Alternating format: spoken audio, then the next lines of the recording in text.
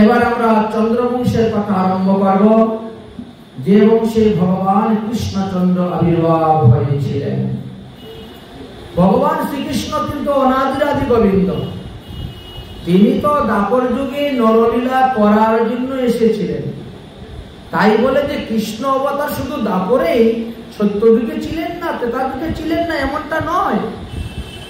কারণ শাস্ত্রে বলছে ঈশ্বর পরম কৃষ্ণ সচিদানন্দ বিগ্রহ অনাদির আদি গোবিন্দ সর্বকারণ্য কারণম। যখন বিশ্ব ব্রহ্মাণ্ড ছিল না তখনও তিনি ছিলেন, যখন ব্রহ্মা ছিল না, বিষ্ণু ছিল না, মহাদেব ছিল না, কোন দেবগণ ছিল না, তখনও তিনি ছিলেন। তাই তিনি অনাদির আদি গোবিন্দ। ভগবান শ্রীকৃষ্ণের চারটি হলো পুরুষ অবতার: সংকর্ষণ বিষ্ণু, কারণায়ী বিষ্ণু, গর্ভশায়ী বিষ্ণু আর ক্ষীরসায়ী বিষ্ণু। তাহলে 1 নম্বরে ভগবান শ্রীকৃষ্ণকে পেলেন, 2 নম্বরে গর্ভশায়ী বিষ্ণুকে পেলেন, 3 নম্বরে গর্ভশায়ী বিষ্ণুর পুত্র হলেন ব্রহ্মা। ব্রহ্মার অনেক পুত্রের মধ্যে ব্রহ্মার চক্ষু থেকে উৎপন্ন হয়েছিলেন অত্রি মুনি। এই অত্রি মুনি হলেন 4 নম্বর। অত্রি মুনির চক্ষু থেকে জন্ম নিয়েছিলেন চন্দ্র, তাই চন্দ্র হলেন 5 নম্বর। চন্দ্র কি করেছিলেন? দেবগুরু বৃহস্পতির স্ত্রী তারাকে হরণ করেছিলেন, আর তার গর্ভে জন্ম নিল বুধ, তাই বুধ হলেন 6 নম্বর। এই বুধ তিনি ইলাকে বিবাহ করেছিলেন। ইলাকে বিবাহ করার পরে পুরুরবা নামক এক পুত্র সন্তান জন্ম হয়েছিল। এর নাম হলো, ইনি 7 নম্বর। এই পুরুরবা উর্বশীকে বিবাহ করেছিলেন। বিবাহ করার পরে তিনার 6 পুত্র উৎপন্ন হয়েছিল। তার মধ্যে আয়ুতায়ু হলো প্রধান, তাই আয়ুতায়ু হলেন 8 নম্বর। আয়ুতায়ুর পুত্র ছিলেন নহুষ, যিনি স্বর্গে গিয়ে রাজত্ব করেছিলেন। নহুষ যতদিন পর্যন্ত কার্তিকের জন্ম হয় নাই ততদিন পর্যন্ত নহুষ স্বর্গরাজ্য রক্ষা করেছিলেন। কার্তিকের জন্ম হয়েছে, কার্তিক দেবসেনা হয়েছে, তারপরে নহুষের ছুটি। চিন্তা করতে পারছেন? কিন্তু নহুষ রাজত্ব করতে করতে স্বর্গে একবার বড় লোভ এসে গিয়েছিল শচীর উপরে, ইন্দ্রের স্ত্রী ইন্দ্রাণীর উপরে। আমি তো ইন্দ্র, আমি ইন্দ্র হয়ে রাজত্ব করছি, ইন্দ্রাণী আমার।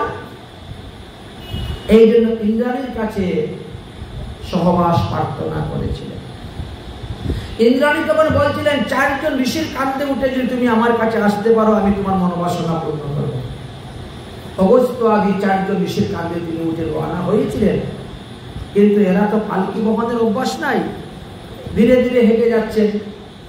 এই জন্য নহুষ কামানলে দগ্ধ হয়ে অগস্ত্য মুনিকে লাঠি মেরে দিয়েছিল। অগস্ত্য মুনি তখন অভিসম্পাদ দিলেন, যা তুই অজগর সর্প হয়ে থাক। এই জন্য অজগর সর্প হয়ে তিনি কাম্যবনে ছিলেন। এই 84 ব্রজমণ্ডল পরিক্রমা করতে যখন যান, তখন কাম্যবন নামে একটি বন আছে। সেই কাম্যবনে পঞ্চপাণ্ডবরা বনবাসে ছিলেন। যেখানে যেখানে পঞ্চপাণ্ডবরা যান নাই, সেখানে বলা হয় পাণ্ডব বর্জিত দেশ। এর একটা দোষ আছে, বিরাট দোষ। পাণ্ডব বর্জিত দেশে যার তার হাতে খেতে নাই, যেখানে সেখানে বাস করে, ইত্যাদি ইত্যাদি অনেক কিছু লেখা আছে শাস্ত্রে। যাই হোক, বাংলাদেশও ছিল পাণ্ডব বর্জিত দেশ, কিন্তু মহাপ্রভুকে হরিনাম প্রেম দিয়ে একেবারে বিতরণ করে ভাসিয়ে দিয়েছে সবার আগে, দুষ কাটাই দিয়েছে। আচ্ছা, এবার হলেন নহুষ। নহুষ অজগর সর্প হয়ে গেল। এই নহুষের পুত্র ছিলেন যজাতি। নহুষের পুত্র হলেন যজাতি। এই যজাতি তিনি হরিণ শিকার মৃগয়া করতে বনে গিয়েছেন। আর বনে যাওয়ার পরে তিনি দেখে এক যুবতী নারী উলঙ্গ অবস্থায় একটা কুয়ার মধ্যে পড়ে আছে। দেখে বড় দয়া হলো, তাকে তুললেন। কেমন করে? নিজের পরনের উত্তরী ধুতি কুয়াতে ফেললেন, 10 হাত লম্বা 12 হাত লম্বা ধুতি, ওর মধ্যে ধরে টেনে টেনে তাকে তুললেন। নিজের পরনের ধুতি তাকে পরালেন। পরিচয় জিজ্ঞাসা করলেন, বললেন, আমি হলাম দেবযানী। আমি দেবযানী। আমার পিতার নাম হলো আমরা যেখানে বাস করি সেই রাজার নাম হলো বিষপর্ব। তার কন্যা সৌমিষ্ঠার সঙ্গে আমার ঝগড়া হয়েছিল, তার শক্তি বেশি, সে আমাকে ধাক্কা মেরে কুয়ার মধ্যে ফেলে দিয়ে চলে গেছে। ও আচ্ছা, যাও দেবী যাও, তুমি তোমার ঘরে যাও, আমি যাবো না, তুমি আমাকে বিয়ে করো। আরে আমি হলাম ক্ষত্রিয়, তুমি হলে ব্রাহ্মণ। শাস্ত্রে বলছে বর হবে উচ্চ বর্ণের, কন্যা হবে নিম্ন বর্ণের। কন্যা যদি উচ্চ বর্ণের হয়, বর যদি নিম্ন বর্ণের হয়, সেখানে বিয়ে করতে যাবে না, ভবিষ্যতে সারাসারি হবে, গন্ডগোল হয়ে যাবে। অতএব আমি তোমাকে বিবাহ করিব না। আমি তো ক্ষত্রিয় আর তুমি ব্রাহ্মণ, বর্ণানাং ব্রাহ্মণ গুরু, আমি তোমাকে বলে চিন্তা করো না, কচ আমাকে অভিসম্পাদ দিয়েছে, আমাকে কোনো ব্রাহ্মণ ছেলে বিয়ে করবে না, তাই তুমি আমাকে বিয়ে করো। না দেবী আমি তোমাকে বিয়ে করবো, আর তুমি আমার হাত ধরেছো, বিয়ে করবে না? তা হাত ধরলে কি হলো? তুমি কি ছোটবেলা খেলাধুলা করো নাই? কত লোকে তোমার হাত ধরে নাই? বলে না, ছোটবেলাতে আমি কোনো পুরুষ ছেলেদের সঙ্গে খেলাধুলা করিই নাই, এই পর্যন্ত কোনো পুরুষ ছেলে আমার হাত ধরে নাই, তুমি সর্বপ্রথম আমার হাত ধরেছ, অর্থাৎ তুমি আমার স্বামী, তোমাকে আমার বিয়ে করতে হবে। সুখদেব গোস্বামী পাদ বলছেন, হে মহারাজ পরীক্ষিত, শ্রীমদ ভাগবত মহাপুরাণের দশম স্কন্ধেতে এখন আমি প্রবেশ করব, দশম স্কন্ধেতে প্রবেশ করব। আজকে 4 দিন পূর্ণ হয়ে গিয়েছে, তুমি এক আসনে বসে 4 দিন 4 রাত ধরে হরিকথা শ্রবণ করে যাচ্ছ, এক ফোঁটা জল গ্রহণ করো নাই, এক মুষ্টি অন্ন গ্রহণ করো নাই। যখন নবম স্কন্ধ বিশ্রাম দিচ্ছি, দশম স্কন্ধ আরম্ভ করব, এই ফাঁকে একটু অন্ন জল গ্রহণ করে আসো, তারপরে দশম স্কন্ধে ভগবান কৃষ্ণচন্দ্রের আবির্ভাব কথা আস্বাদন করা যাবে। পরীক্ষিত বলছেন, গুরুদেব আপনার শ্রী বদন থেকে যতক্ষণ আমি কথামৃত পান করে যাচ্ছি, ততক্ষণ আমার কোনো ক্ষুধা পিপাসা কিছুই লাগতেছে না, ক্ষুধা পিপাসা আমাকে কাতর করতেছে না। আপনি কথা বলে যান, কথা বলে যান, কথা বন্ধ করবেন না, কথা বন্ধ করলেই ওই ক্ষুধা পিপাসা আমাকে ধরে ফেলবে, আমি আর উঠতে পারবো না। সুখদেব বললেন, তাহলে শোনো, তাহলে হরিকথার দ্বারাও পিপাসা নিবারণ হয়, হরিকথার দ্বারা পিপাসা নিবারণ হয়। এবার বললেন, তাহলে যযাতি তখন বললেন যে ঠিক আছে, তাহলে কথা হয়ে গেল যে এবার বিবাহের কার্য হবে। তো বিবাহের কার্যের কথা যখন আলোচনা করতে যাচ্ছে, তখন দেবযানী বলছে, এই সৌমিষ্ঠার কারণে আমার এই অবস্থা হয়েছে, অতএব আমরা এই রাজ্যে থাকবো না, চলো বাবা আমরা এই রাজ্য থেকে চলে যাই। বিষপর্ব রাজা দেখলেন যদি রাজ্য থেকে চলে যায় তাহলে বিপদ হবে, তাই তিনি বলছেন আপনারা রাজ্য ত্যাগ করে যাবেন না, তার বিনিময়ে আপনারা যাহা চাইবেন আমি আপনাদেরকে তাহাই দিব। তখন বলছেন, তাহলে এই সৌমিষ্ঠাকে আমার মেয়ের দাসী রূপে গিয়ে তাকে থাকতে হবে, সারা জীবন দাসত্বগিরি যদি করে তাহলেই হবে। এক কথায় রাজি হয়ে গেলেন। অতঃপর যযাতির সঙ্গে দেবযানীর বিবাহ হল এবং সৌমিষ্ঠা সেখানে গেলেন, গিয়ে তিনি দাসত্বগিরি আরম্ভ করলেন। মহারাজ যযাতির ঔরসে দেবযানীর গর্ভেতে 2টি পুত্র সন্তান জন্ম নিল। বড় পুত্রের নাম যদু আর ছোট পুত্রের নাম তুর্বশী। সৌমিষ্ঠা তখন ওই ঋতুবতী হয়েছেন, হয়ে তিনি বলছেন, আপনি যখন আমার স্বামীর স্বামী, অতএব আপনি আমারও স্বামী, এই জীবনে তো আমার আর বিবাহ হবে না, তবে আপনিও আমার স্বামী, অতএব আপনি কৃপা করে গোপনে আমাকে সন্তান দান করুন। রাজা যযাতি তাকে সন্তান দান করলেন। যযাতি দেবযানী জিজ্ঞেস করলেন, এই তুই সন্তান কোথা থেকে পেলি? বলে এক সাধু বাবা আসছিল সন্তান দিয়ে গেছে। এইভাবে মিথ্যা কথা বলতেন তিনি। পরে পরে রাজার কাছ থেকে তিনি 3টি সন্তান নিয়েছিলেন সৌমিষ্ঠা, আর দেবযানী 2 সন্তানের পিতা হলেন।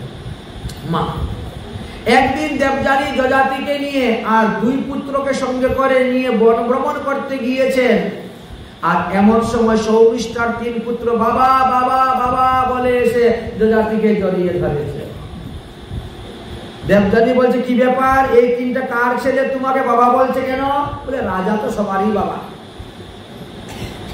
প্রজা তো সব পুত্র সমতুল্য, সুতরাং বলতেই পারে। বলে, না, সত্যি কথা বলো। এবার কথা বলবি, এই তোদের মার নাম কি রে? বলে, দেবযানী।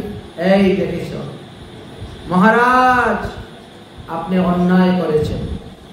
বিবাহ করার সময় আপনি প্রতিজ্ঞা করেছিলেন যে আমি ছাড়া দ্বিতীয় অন্য কাউকে স্ত্রীর মর্যাদা দিবেন না। আপনি আমাকে দুটি সন্তান দিলেন আর আমার দাসীর ঘরে তিনটি সন্তান দিলেন। এই বলে তিনি রেগে গেলেন। যযাতি পায়ে ধরে ক্ষমা চাইল, তথাপিও দেবযানী ক্ষমা করলেন না। শুক্রাচার্যকে গিয়ে বলে দিলেন। শুক্রাচার্য একেবারে রেগে হাতের মধ্যে জল নিয়ে অভিসম্পাদ দিয়ে দিলেন, তুমি জরাগ্রস্ত হয়ে যাও। রাজা যযাতি জরাগ্রস্ত হয়ে গেছেন, আর চলতে পারেন না। এবার কি করা যাবে? অঙ্গ পলিতম, শরীরের চামড়া সব ফুসফুস হয়ে গেছে, দাঁত সব পড়ে গেছে, চোখের দৃষ্টি চলে গেছে, মাথার চুল সব পড়ে গেছে। অঙ্গ গলিতম পলিতম মুন্ড দশনং বিহিতম জাতিব্য দণ্ড বৃদ্ধা জান্তি গৃহীতা দণ্ডম। লাঠি হাত দিয়ে চলতে শুরু করেছে। দেবযানী বলছে, বাবা, তুমি রাগের মাথায় এত বড় অভিসম্পাদ দিলে, আমার স্বামীকে তো শেষ করেই ফেলেছ। স্বামী যদি না থাকে তো আমি কি নিয়ে বাঁচবো? তুমি এত বড় অভিসম্পাদ দিলে কেন? অভিসম্পাদ ফিরিয়ে নাও বাবা। অভিসম্পাদ ফিরানো যাবে না। তবে কি করা যায়? বলে, দেখো, তোমার তো 5 পুত্র, যদি কোনো পুত্র তার যৌবন তোমাকে দান করে আর তোমার জনাদেশে গ্রহণ করে, তাহলে তুমি সেই যৌবন অবস্থা প্রাপ্ত হয়ে তুমি রাজত্ব করতে পারবে, চলাফেরা করতে পারবে। যযাতি তখন জ্যৈষ্ঠ পুত্র যদুর কাছে গেলেন। ওরে বাবা, তুই আমার জ্যৈষ্ঠ পুত্র যদু, তুই তোর যৌবনটা আমাকে দে আর আমার জরাটা তুই নে। যদু মনে মনে চিন্তা করছে, এই যৌবন আমি তোমাকে দিব না। আমি যদি যৌবন কালে হরিভজন না করি, যৌবন কালে জরা বিয়াদি নিয়ে বসে থাকি, তো বৃদ্ধকালে কে হরিভজন করতে পারবো? যাবে না। না না, আমার যৌবন আমি তোমাকে দিব না। কি, তুই যদি তোর যৌবন আমাকে না দিস, তাহলে আমি তোকে রাজা করব না, তোকে রাজগদ্দিতে বসাবো না। আমি অভিসম্পাদ দিব, তোর বংশের কেউ কোনোদিন রাজা হতে পারবে না। তাই তথাপিও আমার যৌবন তোমাকে দিব না। তাই যযাতি রেগে গেলেন, অভিসম্পাদ দিয়ে দিলেন। জ্যৈষ্ঠ পুত্র হইয়া তুই কুপুত্র হইলে, তাই তোর বংশে নাহি কেউ রাজা হবে কোনো কালে। দ্বিতীয় পুত্রের কাছে গেলেন, হে তুর্বসু, তুমি তোমার যৌবন আমাকে দাও আর আমার জরা তুমি নেও। তুর্বসুও রাজি হল না। যযাতি রেগে গেলেন, অভিসম্পাদ দিলেন। পুত্র হইয়া পিতার বাক্যে কর অনাদর, সেই পাপে হবে তুই ম্লেচ্ছ দেশে দণ্ডধর। ম্লেচ্ছ বলতে মুসলমান, জবন, দণ্ডধর। তব বংশে যত হইবে পুত্রগণ, মূর্খ হইয়া করিবে অবৈক্য ভক্ষণ। দিলেন অভিসম্পাদ। এদের খাওয়া দাওয়ার কোনো বাস বিচার থাকবে না, যা পাবে তাই খাবে, এমন অবস্থা। এবার সৌমিষ্ঠার পুত্রের কাছে গেলেন, এই তুমি তোমার যৌবন আমাকে দাও, আমার বিয়াদে দাও। রাজি হবে না। তাকে দিলেন অভিসম্পাদ। সৌমিষ্ঠার প্রথম পুত্রকে অভিসম্পাদ দিয়ে দিলেন যে তোমার বংশে যারা পুরুষ জন্ম নিবে তারা যৌবন কালে মারা যাবে। যে দেশের বর্ণ আশ্রম ধর্মের কোনো ভেদাভেদ নাই, সেই দেশে রাজা। সৌমিষ্ঠার দ্বিতীয় পুত্র অনুকে বললেন, সেও রাজি হলো না, তাকেও অভিসম্পাদ দিলেন। তারপরে সবথেকে শেষে হলেন পুরু। হে পরীক্ষিত, ওই পুরু বংশেই তোমার জন্ম হয়েছে। তাই পুরু বংশের কথা বললেন। পুরু রাজা রাজি হলেন এবং পুরু বংশে তখন তার যৌবন নিয়ে তিনি 1000 বৎসর রাজত্ব করেছিলেন, আরো রাজ্য সুখ বিষয় ভোগ করেছিলেন। অতঃপর তিনি রাজ্য ত্যাগ করেছিলেন, বিষয় ত্যাগ করে হরিভজন করেছিলেন। এই চারজনের বংশের কথা আলোচনা করতে শুরু করলেন। তারপরে বসুদেব, দেবকী আদি তাদের কথা বলতে শুরু করেছেন।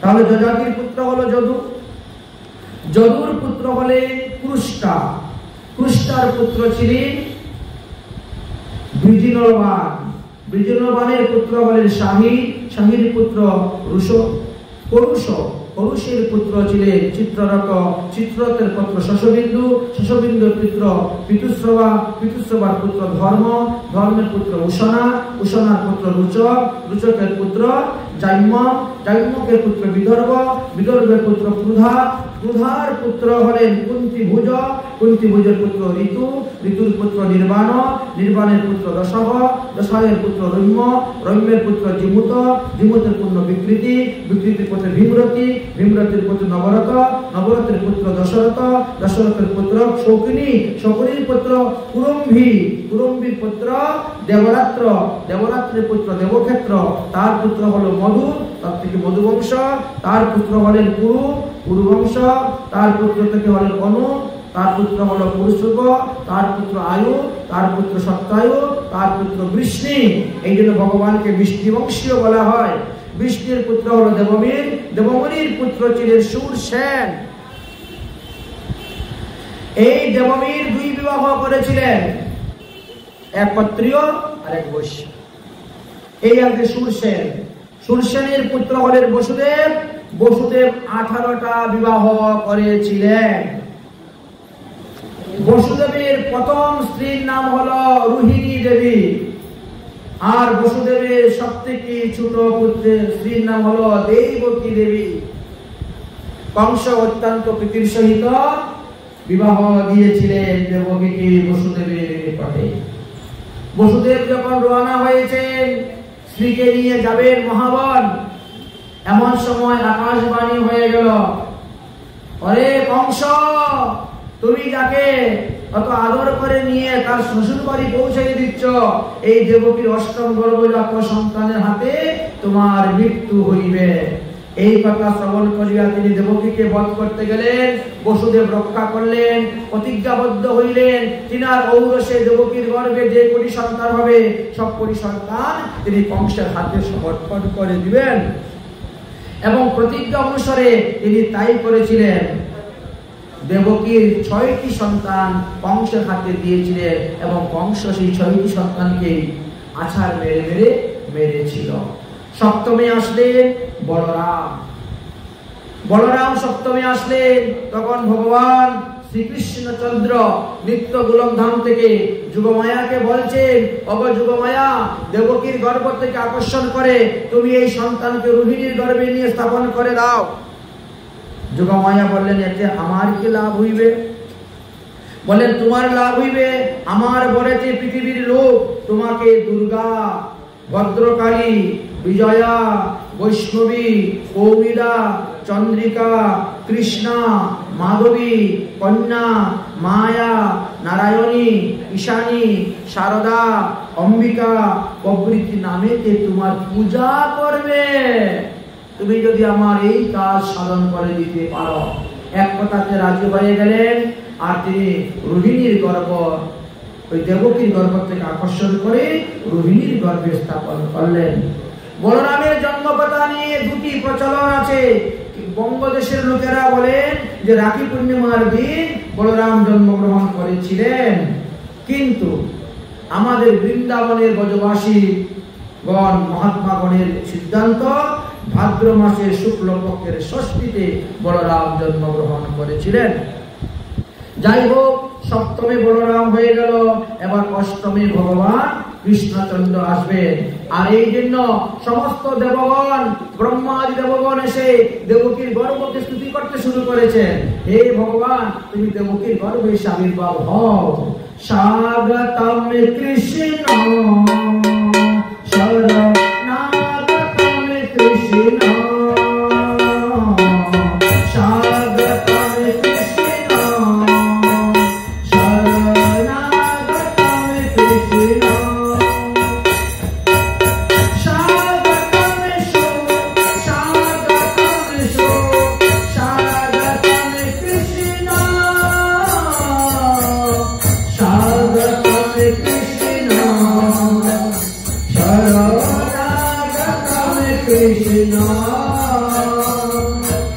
তাই ভগবান শ্রীকৃষ্ণচন্দ্র তখন আসলেন। এদিকে দেবকীর গর্ভের লক্ষণ প্রকাশ পেয়েছে দেখে কংস বড় ভয়ভীত হয়ে গেলেন। অত্যাধিক পরিমাণে পাহারাদার রাখলেন 24 ঘন্টা।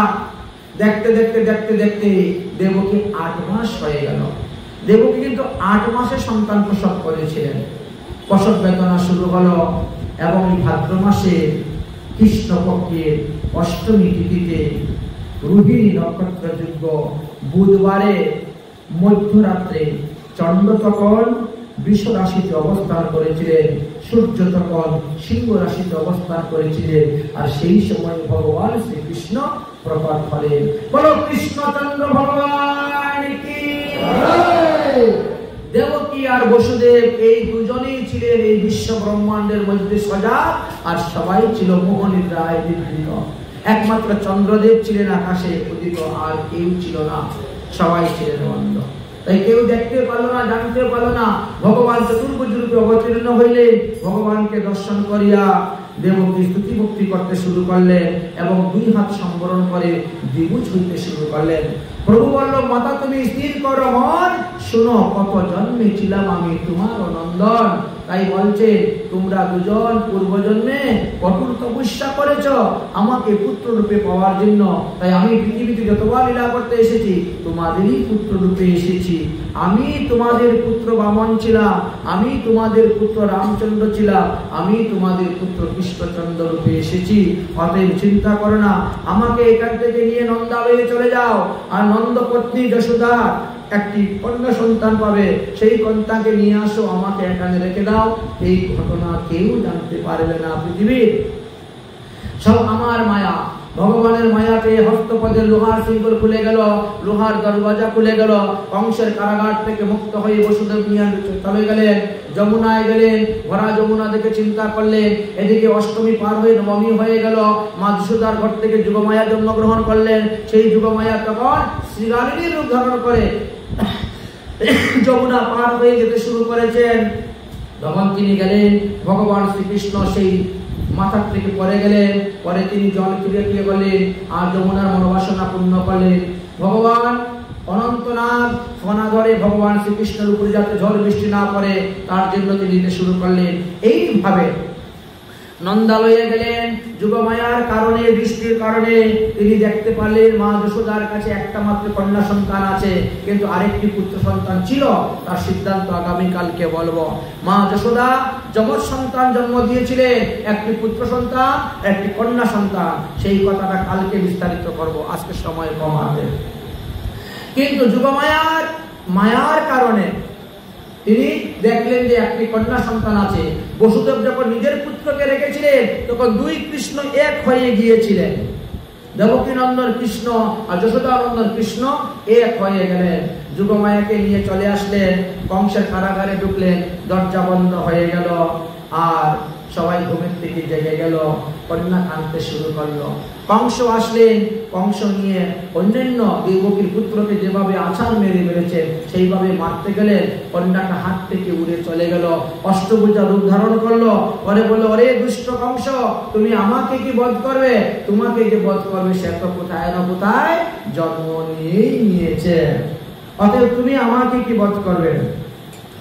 এই বলে তিনি চলে গেলেন। কংসের দুশ্চিন্তা বেড়ে গেল। রাত্রির মধ্যে সমস্ত লোকদেরকে নিয়ে মন্ত্রণা করলেন কি করা যায়। যুগমায়ার কথায় বললেন, বলে বসুদেব দেবকীকে ছেড়ে দাও, আর আজ থেকে আরম্ভ করে 15 দিনের মধ্যে যত সন্তান জন্ম নিয়েছে সবাইকে হত্যা করার ব্যবস্থা করো, তার মধ্যে তোমার শত্রু পড়ে যাবে। তাই পুতনা আদি রাক্ষসটিকে তিনি সংগ্রহ করার ব্যবস্থা করলেন। এইদিকে কি হয়েছে? নন্দালয়ে সকালবেলা এক দাসী গিয়েছে ঘর দরজা ঝাড়ু দেওয়ার জন্য। গিয়ে দেখে যশোদার পাশে এক বালক সুন্দর খেলা করতেছে। আরে যশোদা কি লাল্লা হয়ো বলে হাল্লা শুরু করে দিয়েছে। লাল্লা হয়ো বলে হাল্লা শুরু হয়ে গেছে। আসো আসো আসো, দেখো দেখো দেখো দেখো, যশোদার ছেলে হয়েছে গো, যশোদার ছেলে হয়েছে। একেবারে দৌড়তে দৌড়তে বলতে বলতে গোশালায়, নন্দ মহারাজ আপনার ছেলে হয়েছে, ছেলে হয়েছে। সত্যি? সঙ্গে সঙ্গে গোলাপ থেকে খুলে মুক্তার মালা দাসীকে দান করে দিয়েছেন। সমস্ত ব্রজবাসীকে বলছেন, আহারে তোমরা সবাই একাদশী ব্রত করেছিলে আর একাদশী ব্রতের পুণ্য ফল আমাকে দান করেছিলে। সেই পুণ্যের প্রভাবে আমার 90 বৎসর বয়স, যশোদার 85 বৎসর বয়স, এই বয়সে একটি পুত্র সন্তান পেয়েছি আমরা। অতএব যত ব্রজবাসীগণ সবাই আসো, আমি আজ অকাতরে দান করব, 20 লক্ষ গাভী দান করব, 56 মণ তিল দান করব। এইভাবে অনন্ত অনন্ত যজ্ঞ দান করার জন্য তিনি প্রস্তুত হয়ে গেলেন। ছেলে জন্ম হয়েছে, তাই তিনি স্নান করলেন, নান্দিমুখী শ্রাদ্ধ করলেন, আর পরে তিনি আরম্ভ করলেন দান কার্য। দান হয়েছে, নন্দ মহারাজের আনন্দ, তাই সবাই মিলে দান গ্রহণ করতে শুরু করলেন। গোবিন্দ গোকুলে আয়, গোবিন্দ গোকুলে আয়, গোবিন্দ গোকুলে আয়, গোবিন্দ গোকুলে আয়, নন্দ গোকুলে নবদ বাজে, নবদ মধুর মঙ্গল বাজাইও, গোবিন্দ গোকুলে আয়, গোবিন্দ গোকুলে আয়, গোবিন্দ গোকুলে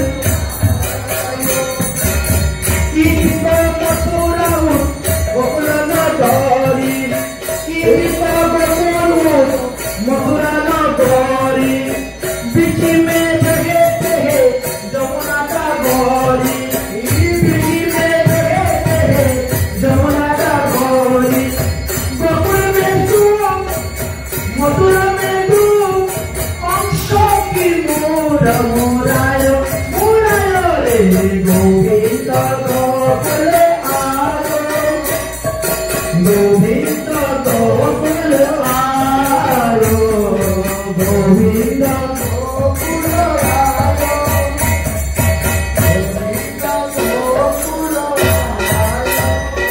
নন্দ মহারাজের আনন্দের সীমানায় তিনি দান করছেন, আর যারা দান নিতে গ্রহণ করে আসছেন তারাও কীর্তন করছেন।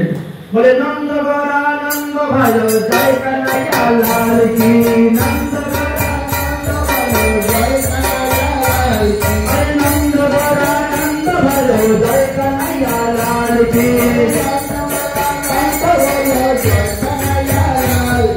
হাতি দিন ঘোড়া দিন और दिन पाल की, हाथी दिन घोड़ा दिन यार दिन पाल की, जवान को हाथी घोड़ा पूरन को पाल की, हाथी घोड़ा पूरन को पाल की, नंद घोड़ा नंद भयो जय कन्हैया लाल की, नंद घोड़ा नंद भयो जय कन्हैया लाल।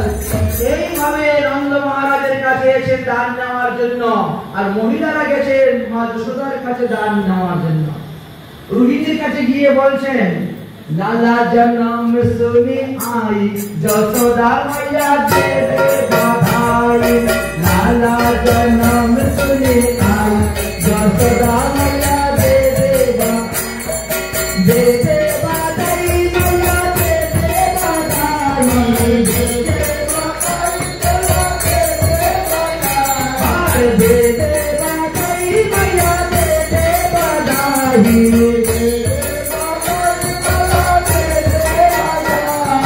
लाला जन्म सुनी आई যশোদা मैया दे दे बधाई, लाला बधाई हो।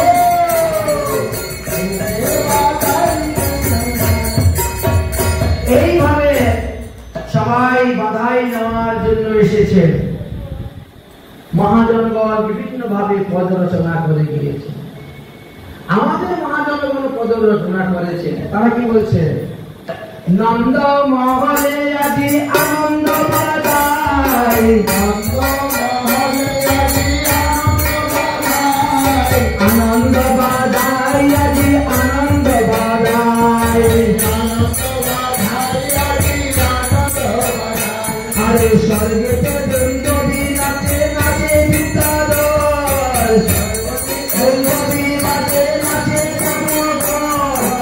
হরি হরি হরি ধ্বনি হরিল ভুবন, হরি হরি হরি হরি হরি। আরে ব্রহ্মা নাচে, শিব নাচে, আরো নাচে ইন্দ্র, ব্রহ্মা নাচে, শিব নাচে, আরো নাচে ইন্দ্র। বকুলের বেহালা নাচে পাইয়া গোবিন্দ,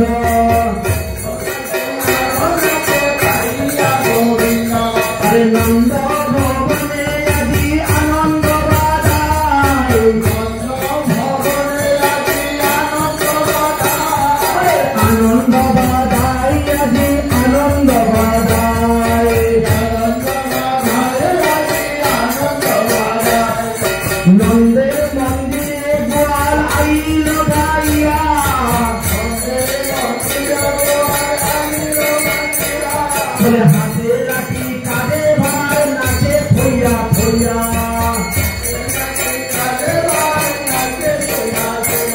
বলে নাচে নাচে নন্দ গোবিন্দ পায়া,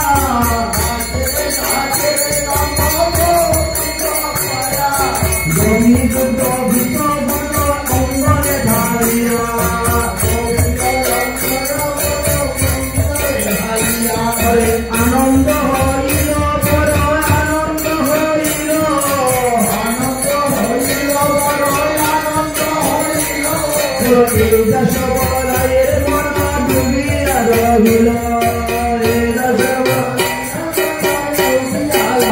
আনন্দ হইল বড় আনন্দ হইল, আনন্দ হইল বড় আনন্দ হইল, এই দশ শিবয়ের মন ডুবিয়া রহিল। বলো শ্রীকৃষ্ণের আবির্ভাব কি, নন্দ মহোৎসব কি। এই স্থানে আমরা আজকের মতো ভগবতী কথা বিশ্রাম দিলাম। শ্রীমৎ মহাপ্রভুর কৃপা হলে আগামী কইল আবার পরবর্তী বিষয়গুলো আস্বাদন করব। আপনারা সবাই আসবে। কালকে ভগবানের রাসলীলা আস্বাদন হবে। পুতনা রাক্ষসী বধ থেকে আরম্ভ করে গিরিরাজ গোবর্ধন ধারণ রাসলীলা পর্যন্ত আমরা আস্বাদন করব। আপনারা সবাই আসবেন। বিশেষ ঘোষণা হলো আগামী করলো একাদশী ব্রত। তাই আজকে রাত্রিবেলা প্রসাদ পাওয়ার পর ভালো করে দাঁত মেজে বসে ঘুমাবেন, কারণ একাদশী দিনে দাঁত দন্ত ধাবন করা নিষিদ্ধ। কালকে সকালবেলা 12 বার মুখে জল নিয়ে কুল্লা করে কুলুকুচি করে ফেললে মুখ শুদ্ধ হয়ে যাবে। বলেছে যারা যারা নির্জলা থাকবেন তারা একটি মটরের ডাল ডুবে ততটুকু জল নিয়ে আপনি আচমন করতে পারবেন, এতে ব্রত নষ্ট হয় না। আর যারা সদলা করবেন তাদের তো কোনো ব্যাপারই নয়। অতএব আগামী কইল একাদশী ব্রত, তাই আজকে রাত্রে 11টার মধ্যে খাওয়া দাওয়া শেষ করে দিবেন। এই জন্য তাড়াতাড়ি একটু বিশ্রাম দিয়ে দিলাম, কারণ একাদশী দিন বেশি রাত্রে করে খেতে নাই।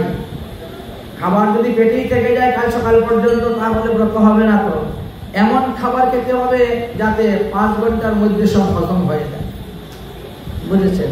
এই জন্য লঘু বা গুরুপাক দিব্য ভোজন করা নিষিদ্ধ। এমনিতে তো শাস্ত্র আমাদেরকে বলছে রাত্রিবেলা ভোজন করবেই না। দশমী দিন রাত্রে, দশমী দিন একবেলা ভোজন, দুপুর বেলা। দশমী দিনে দুপুর বেলা একবেলা ভোজন করবে, রাত্রে কিচ্ছু নিবে না, এবং সেটা অভিষণ্ণ ভোজন করবে দশমী দিন। একাদশী দিন উপবাস থাকবে, দ্বাদশী দিন দিয়ে পালন করবে। তো যাই হোক, আজকে আমরা এখানেই ভাগবত কথা বিশ্রাম দিলাম। যতকরম পদবষ্টম মাত্রাহীনশ্চ ইয়দ্ভবেৎ তৎসর্বকামতাং হ্রিবং প্রসিদ্ধং পরমেশ্বরং।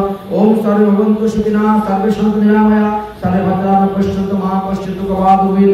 ওম শান্তি, ওম শান্তি, ওম শান্তি। না কীর্তন ধরুন, কীর্তন।